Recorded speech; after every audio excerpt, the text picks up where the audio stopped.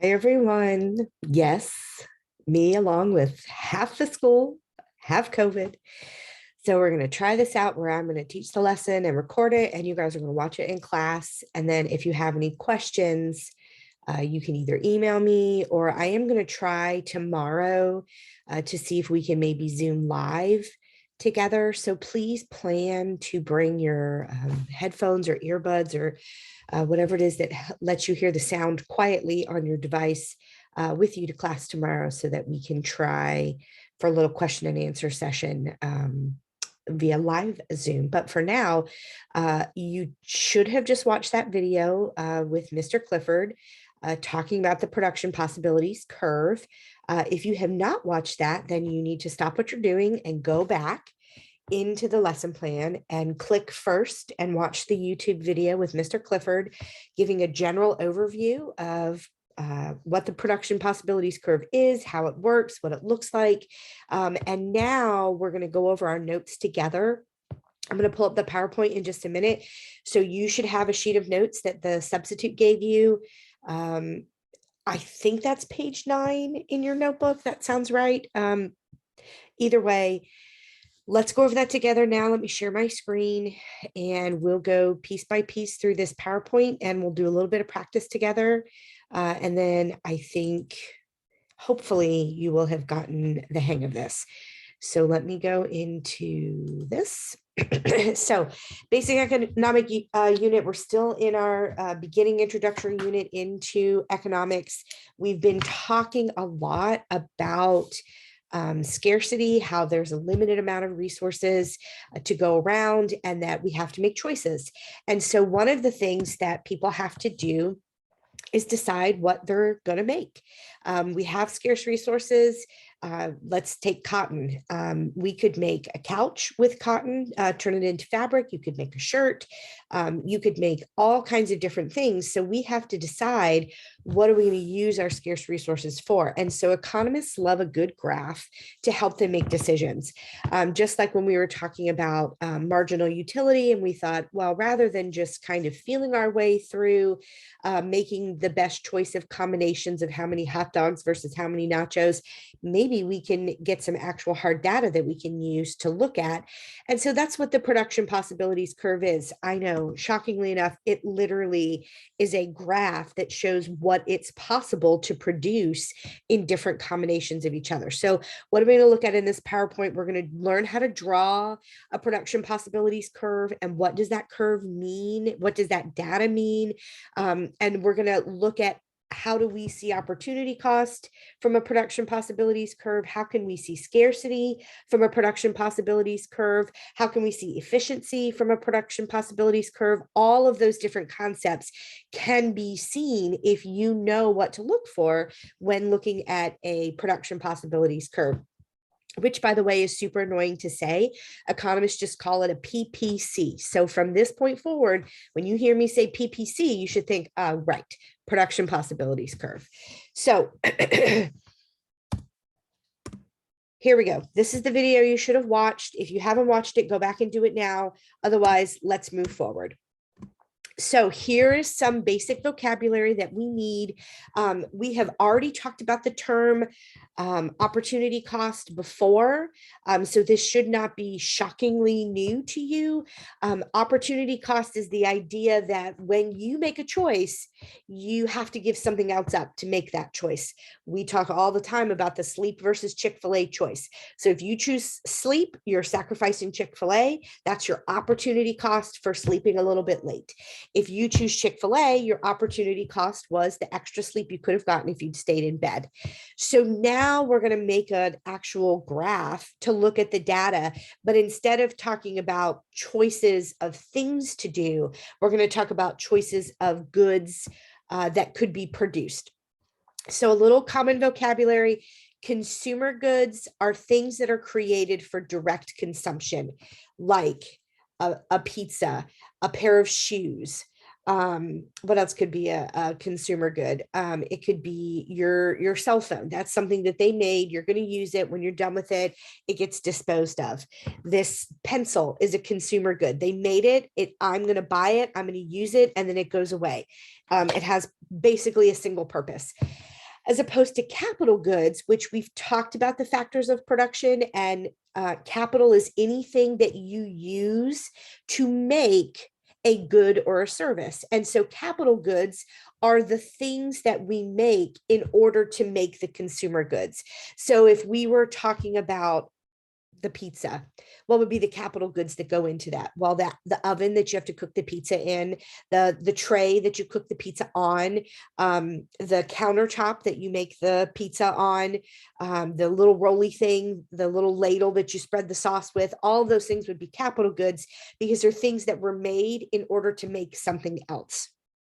So a lot of times when we're looking at PPCs, you'll see the potential of making consumer goods on one side versus making capital goods on the other side when we're looking at the XY axis. So I just want to make sure we're all on the same page with vocabulary. Why won't you move to the next screen? There we go. Okay. So production possibilities curve. What's the definition there? It's a model, or an easier way of saying that would be a graph, because when I say model, sometimes I think like supermodel, but no, we're just talking about a graph that shows all of the different alternative ways or combinations that a particular economy could use its scarce resources. So it demonstrates through this graph these different concepts, and I'm going to show you on the graph where we see these different concepts. So you can see scarcity on the graph. You can see the idea of trade-offs. If I pick this, I had to give that up. You can see opportunity cost, which is kind of like the cousin to a trade-off, and then you can see the concept of efficiency. But in order to use a PPC, now I know in your notes there's one little line, skip down just a tiny smidgen and you'll see where we get to the part about the 4 key assumptions. So in order to make a PPC, economists get it. Like, this is a super oversimplified way of looking at the world. Of course, a country has more than 2 choices. We're not just going to choose, am I going to make pickles or am I going to make bicycles? You have millions of different of combinations. But in order to simplify things and look at some data, economists make a really simplified version of the decision. And so one of the assumptions that we have to go on is that there are only 2 options of things that we could produce. What's one of the other assumptions that we have to make? All of the resources are being used to their full potential. So there's not hundreds of thousands of people that are unemployed that could have a job, because that's that human capital resource. We're going to assume that all of the goods that could go into producing a certain thing are being put all the way into that certain thing. We don't have a giant warehouse of goods that are being left unused. So all of the goods are being used to their fullest potential. All of the resources are fixed. There's a fixed amount of cucumbers to go into making pickles. There's a fixed amount of wheels to go into making bicycles. All of the resources are fixed, which we know in the real world that's not true. But when we get a little bit further down, we're going to talk about how does the PPC change if the resources change too. But we're going to start with the idea that there's a fixed amount of resources, and this is all we can do with what we have. The last assumption we're going to go on is that all of the technology is fixed. So that keeps us in a set idea of, this is what I can make with the resources that I have being used to their fullest potential. Okay, so you're going to see a lot of times a chart. And this is what we call a production possibilities table. So think about your math class, guys. A lot of times when you guys were doing functions, you would get a T-table just like this, where it would talk about the input and the output. And then what would you do? You would take these 2 points and you would graph them, and you'd say, this is the X coordinate, this is the Y coordinate, and you'd make a coordinate point. That's what we're doing with the production possibilities curve. We're saying, okay, if I'm making 14 bikes, then at the same time, that means I have 0 resources left over to make computers. So I can make 0 computers. But if I only make 12 bikes, that leaves me a little bit left over to make 2. And you can see how as the bikes go down, the number of computers you could make increases. So they have a reciprocal relationship to each other. So each point represents a specific combination of goods that's being produced if we're fully maximizing or utilizing our resources. The word employment doesn't always mean jobs. Employment can also mean the way something is being used, especially in economics, because, we always have multiple definitions for words that are different in economics outside of how we would use it in the real world. So all we do is graph these points. Let's go to the next thing. So we're going to make the y-axis, we're going to make the x-axis. You have to be really sure that you label what the different axes are representing. So we're going to put bikes on the y, we're going to put computers on the x, and then we're going to make a scale with our numbers. And then we're just going to plot those coordinate points. And if you look in your notes, you already have a little tiny version of this chart. So here's coordinate point A, where we made 14 bikes and 0 computers. And then here's point B, where we made only 12 bikes and we made 2 computers. And then point C, again, we made fewer bikes and more computers, and further on down we go until we have a completed version of this chart. And then what do we do after we plot the points? You just draw a line. And now we have a curve. This is our production possibilities curve. So it's a visual graph that represents the different combinations of products that we could make if we're using all of our resources to their fullest potential. So I told you before that the PPC can visually demonstrate some of these concepts for us. So let's look at how does this chart visually represent these things. First of all, let's talk about efficiency. Anything that is a point. So let's say somebody said, what does it mean if we're making, if I put like a point right here and we were making 6 bikes and 2 computers, and I added a fictional point right here. Well, if it's a point below the curve, that means that not all of the resources available to make bikes and computers are being fully used to their greatest potential. So we call any point under the line an inefficient point or an inefficient use of our resources. Any point that is on the curve, we're going to call efficient.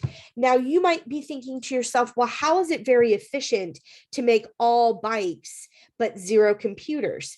Wouldn't it be better if we made a little bit of both? Well, that's not necessarily the point. Maybe it is better to make a little bit of both, but that's not the point that we're talking about. When we're calling it, quote, efficient, that just means that if we used all of our resources to their fullest potential, that point is falling on the line. And if it falls on the line, we're going to call it efficient use of resources. Now, how does this show opportunity cost? Well, it very visually shows you. If I decide instead of making 14 bikes, now I'm only going to make 12 bikes so that I can make 2 computers. Well, what is my opportunity cost? I gained 2 bikes, but what did I have to give up in order to gain 2 bikes? Well, now I'm only making, nope, let me say it again. What did I have to give up to gain 2 computers? I had to give up 2 bikes because before I was at 14, but now I'm only at 12. So my opportunity cost for making 2 extra computers, I gained 2 computers. What did it cost me? What did I lose? Well, I had to lose those 2 computers because now I have this is also how it demonstrates for a scarcity, right? There's a finite amount of resources. So if I am using some of the resources that were fully dedicated over here to make bikes, and now I'm sharing the resources and some of them are being used to make computers, that's showing scarcity because I can't make the same number of bikes I was making before. I don't have enough resources to do that. So I'm choosing to give up some of the resources that I was dedicating to making bikes in order to make some computers. Thus, that's my opportunity cost. Any point on the line is efficient. What does it mean for a point to be outside of the graph? That means it's impossible. That is a combination of production that, given the current resources and the current technology, is completely impossible for an economy to produce. So a point under the line, it's an inefficient use of resources. A point on the line, that's efficiency, an efficient use of resources, regardless of what the combination. If that combination falls on the line, we're going to call it efficient. If it's a point outside the line, it is physically impossible, given the current resources, to produce at that level. So it's a fictional, impossible point. That's point G, impossible given the current resources. Okay, so let's do some samples. We already talked a little bit before. What is the opportunity cost if we're moving from point A to point B? Well, if I move from point A to point B, what did I have to give up to get to that point? I had to give up 2 bikes, right? What is the opportunity cost for moving from point B down here to point D? Notice that's a significantly bigger jump. Now I'm going from 12 all the way down here to 5. So what did I have to give up? What's my opportunity cost to move from B down here to D? It was 7 bikes because I gained computers, but I had to give up even more of my bicycles. So my opportunity cost was 7. Now, what happens if I move in the opposite direction? What happens if I'm moving now in reverse alphabetical order and I'm going to go from point D up here to point B? Well, the number, let me try again. Now we're focusing rather on the fact that when I move this way, now to move this direction on the graph, that means I'm giving up computers. So now the opportunity cost for moving from D up here to B, we don't care about bicycles anymore. Now we're moving from here to here, which means I had to give up, before I could make 6 computers, now I can only make 2 computers. So my opportunity cost was 4 computers. So notice, depending on the direction that you're moving in the order of the letters, it will change whether or not you're saying that your opportunity cost was bikes or your opportunity cost was computers. What's the opportunity cost of moving from F to C? Now, this is a little bit of a trick question. What do we know about point F? Point F is under the curve. And because it's under the curve, that means that we were not using all of the potential resources to their maximum use. So because now I'm just moving strictly vertical, my opportunity cost is 0. What I'm doing instead is achieving efficiency. So I didn't have to give up any computers to get from point F to point C because it was a point under the line. And then again, what can we say about point G way out here? Well, that point G is impossible. It's unattainable given the current resources. Okay, so here's another PPC for you to look at. A lot of times we're going to look at PPCs that just have general potential production for capital goods versus potential production for consumer goods. All right, now I want for you to do this yourself. So I gave you a little bit of space down at the bottom of the sheet. There's some white space down there. I want you to actually physically make the chart. So I'm going to ask you to pause the video, go down to the bottom, draw your y-axis, draw your x-axis, and then plot each of these points on the graph, and then connect the dots with a line. So go ahead and pause your video, and then you can come back and you can check out and see what my PPC looked like. I'm going to draw one for you too.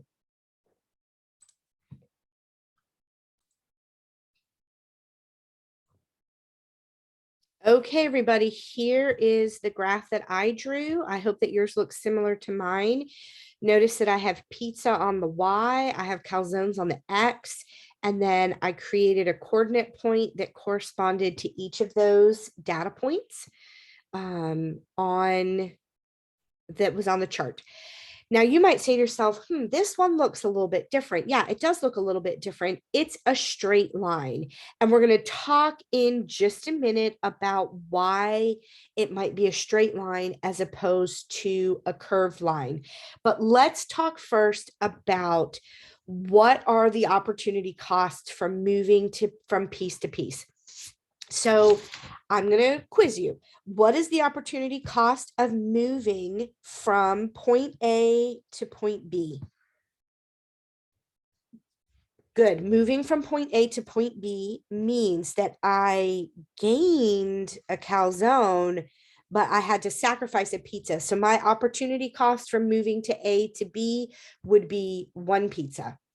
What about if I move from point B here to point D? So I drop here and here. All right, well, I've gained calzones, but I had to give up even more of my pizza. So I had to give up 2 more pizzas. So my opportunity cost for moving from B to D was 2 pizzas. Now, what about if I move in the opposite direction? If I move in the opposite direction and I go from, say, oh, don't do that now, Zoom. If I move in the opposite direction and I say to myself, okay, what is the opportunity cost of moving from, oh, I didn't do the eraser. Hold on, I'll get it. There we go, yellow. What's the opportunity cost for moving from E to C? Well, now I'm going in the opposite direction, which means now my opportunity cost is going to be judged in terms of calzones, because here at E, I'm at my maximum production of calzones. So to get to point C, what did I give up? I had to give up 2 calzones. So my opportunity cost of moving from E to C is 2 calzones. Everybody good with that? Okay. Hold on just a minute. I have another graph for you. Let me pull it up. Okay, let's go back and look at our PowerPoint again. And I'm going to share with you the screen. So this one is what we call a, quote, constant opportunity cost. Why is it a constant opportunity cost? How did I know it's a constant opportunity cost? Well, because it's a straight line. And the opportunity cost for moving from one point to the next point to the next point is, wait for it, it's constant, right? Because it's the same. It's 1, and then it's 1, and then it's 1, and then it's 1. This is kind of like a linear function, right? Where we're going to have the same slope every time when I move from one point to the next. So a production possibilities curve that is a straight line, we call a constant opportunity cost. And when would this exist? When we are dealing with 2 products that are very easily interchangeable, like pizza and calzones, right? A calzone is just a pizza that somebody folded in half, right? It's not that hard to get the products to make one fit, to make the products to make another one.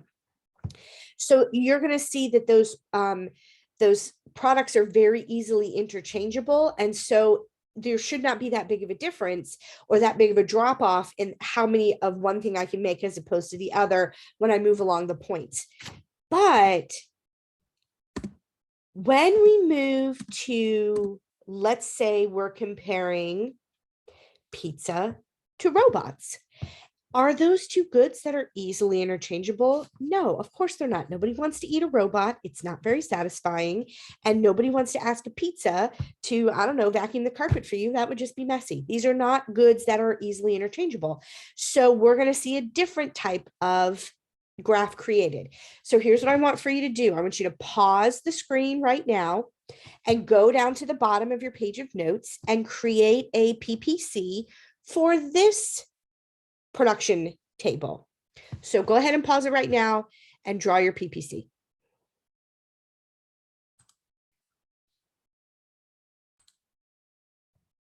Okay, what does this production possibilities curve look like? Well, this one is actually a curve. So we put pizza and we went all the way up to 20. And then robots, we only have 4 on the x-axis. And so if I had drawn those X dots a little bit closer together, you would see even more a very steep drop off of going from point A to B to C. It looks a little bit more gentle in its curve, but that's okay. I want you to see the idea.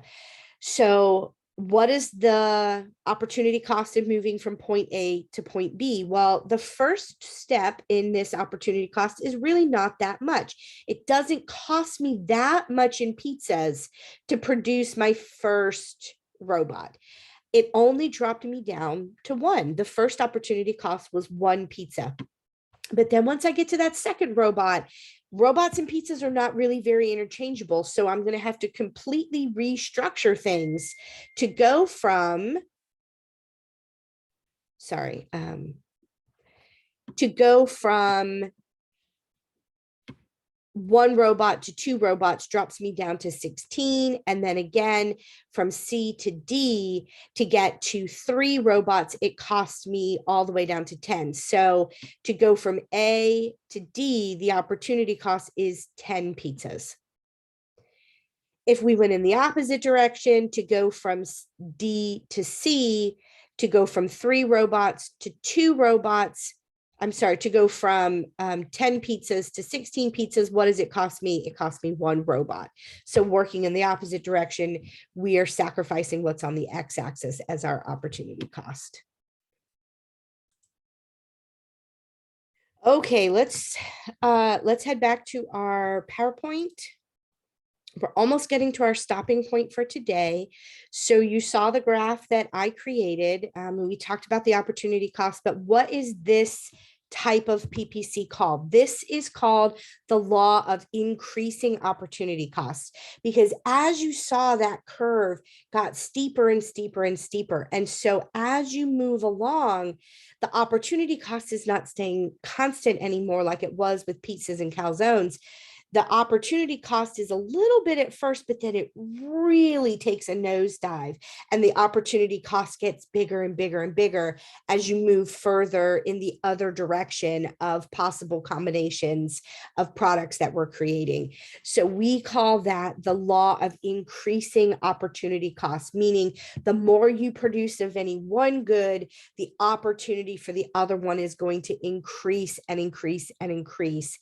This would be like an exponential function in math, as opposed to linear function where it stays the same every time. Okay, guys, that's what I have for you for today. I hope that this kind of was able to sink in a little bit in your mind. Tomorrow, we're going to do some practice problems together. So I hope you have a nice day. You do have homework this week, which is to watch the Econo movies, which is doing Monsters Inc. this time. Hold on, let me leave the one for this one. I'm done with you. Goodbye. There I am. So your homework for this week is to watch the Econ movies, the Monster Inc. one. That's dealing all with production possibilities curves. And there is a worksheet that has some practice problems for you.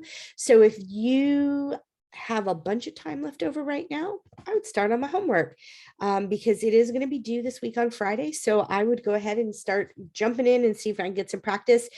Tomorrow, we're going to do practice problems together in class. Hope everyone's feeling healthy and safe, and I'll see you guys tomorrow.